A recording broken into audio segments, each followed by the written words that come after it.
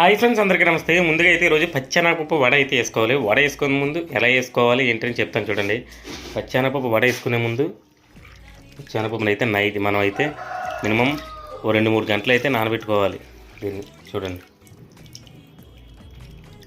ఇలా నానాలి. పప్పు అనేది ఇలా చేత్తో నొక్కితే ఇలా పగిలిపోవాలి.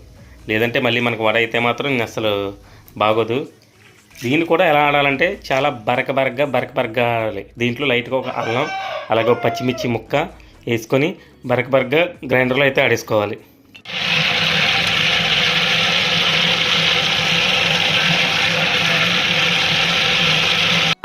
శనగపప్పులో మనం పాలకూర వేసుకొని, అలాగే పాలకూర పుదీనా వేసుకొని వడ అయితే బాగా కలుపుకున్న తర్వాత లైట్గా సాల్ట్ వేసుకొని కలుపుకొని వడ అయితే మాత్రం లైట్గా అయితే వేసుకోవాలి. చూడండి, వడ అయితే మాత్రం నిగనగలాడుతూ రెడీ అయిపోయింది. చూడండి, పచ్చెనగపప్పు వడ అన్నమాట. ఇది చాలా బాగుంటుంది. మసాలా వేసుకొని అన్నీ ఉంటాయి దీంట్లో. రఫ్ అండ్ టఫ్గా ఉంటుంది వడ అయితే మాత్రం. అబ్బాబ్బా, ఆ వడ తింటుంటే ఉందని సాధారణంగా మామూలుగా అయితే లేదు, సూపర్ ఉంది. అలాగే మన ఛానల్ సబ్స్క్రైబ్ చేసుకోండి.